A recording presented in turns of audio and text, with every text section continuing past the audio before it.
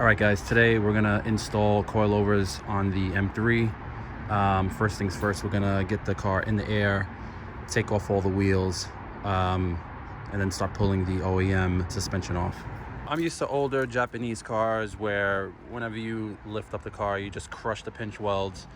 BMW actually has a way better system. I'm not sure how long BMW has been doing this. You can get these pucks. This one is from burgertuning.com.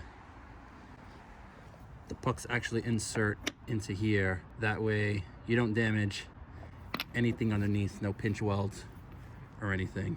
So these are definitely a must-have. I picked up 4 of these to avoid any damage. Let's get started.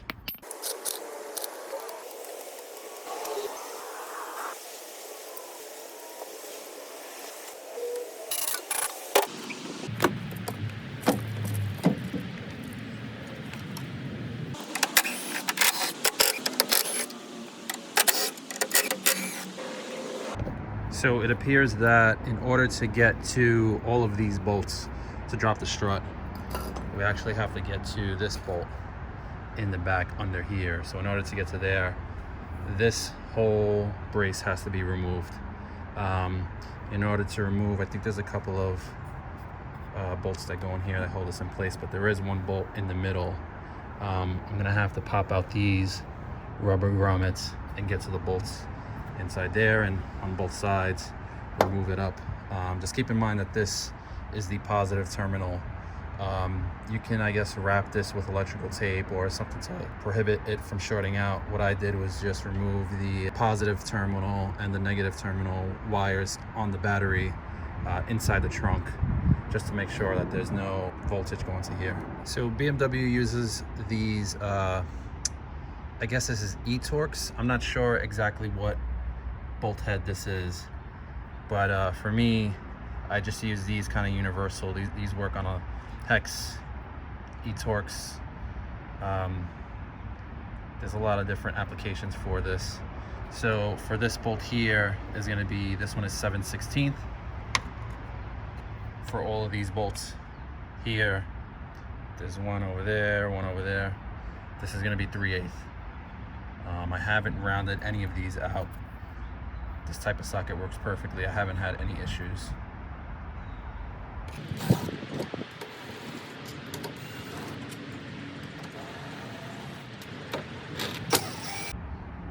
So I got all the smaller bolts out.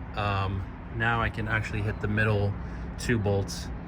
That's actually a 16 millimeter, which I can't even find. I believe these are 16 millimeter as well, but the 5/8 does work.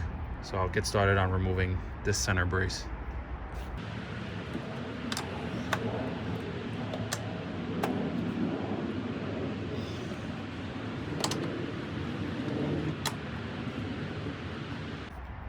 So it appears that I can actually get to these bolts on the USDM driver side perfectly fine.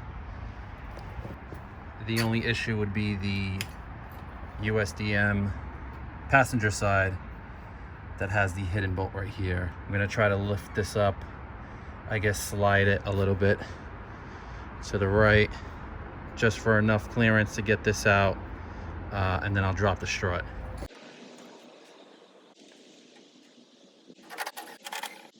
Before you go ahead and remove these bolts to drop the entire strut, what we're gonna do is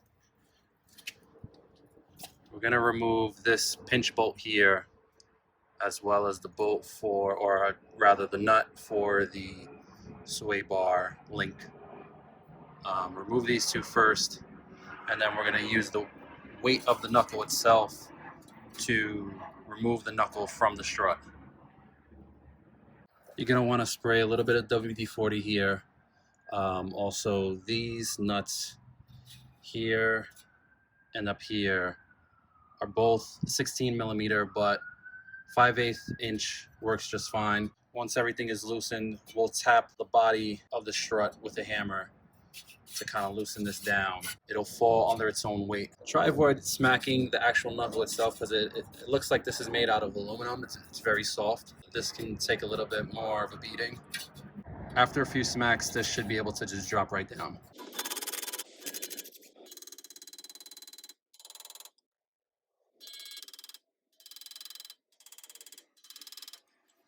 Once the knuckle was removed from the strut body, I went ahead and removed the top hat bolts in order to get the strut out of the car.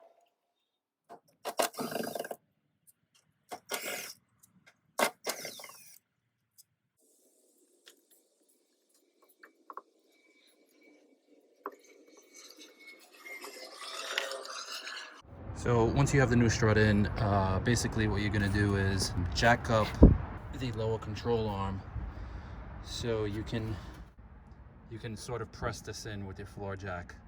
While it's up, you can tighten the bolt and remove the floor jack and you'll be set.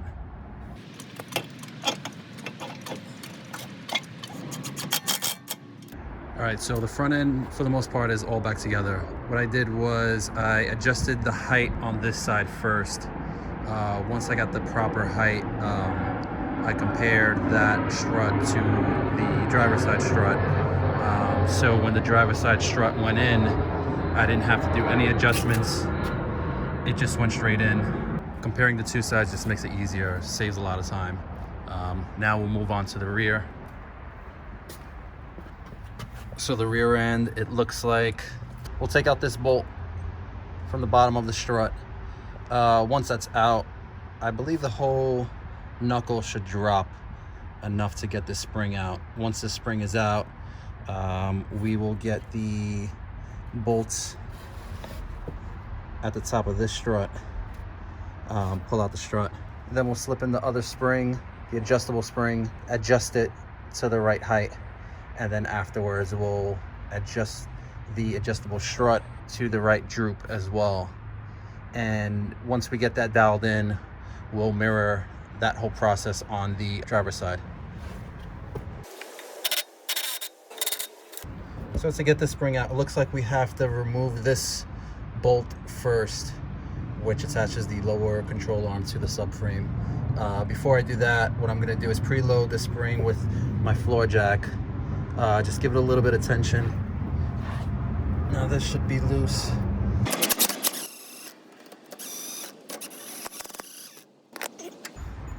And then we'll just loosen the floor jack and this should all come down.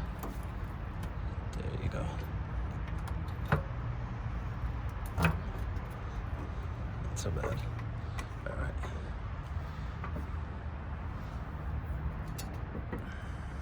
Now that that's out, I'll disconnect any of these wiring harnesses from the strut to be able to pull this out. I gotta get the 3 bolts up at the top.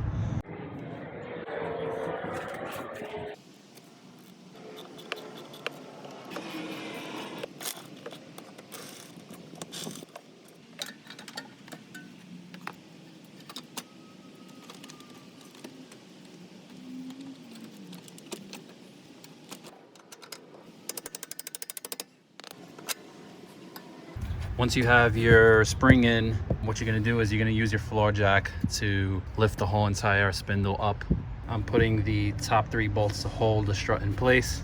Then we're going to use the floor jack to lift everything up for everything to align. Okay, so for the most part, both corners, rear corners, are pretty much done. I found that the easiest way would be to drop both corners down, put both side springs in, jack up both of the corners with 2 separate floor jacks, just enough to then do these struts on each side and then go around and tighten everything up. Everything is buttoned up, coils are all in, all the hardware is tightened down, wheels are on.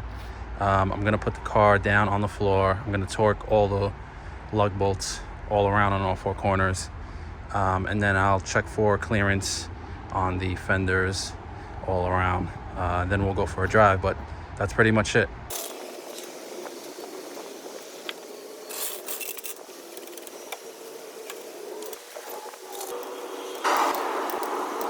All right guys, so that's going to be it for the M3 coilover install.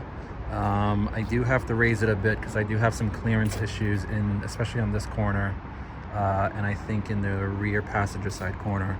But that's just a matter of getting the car back up in the air and adjusting the coilovers. But everything was pretty straightforward.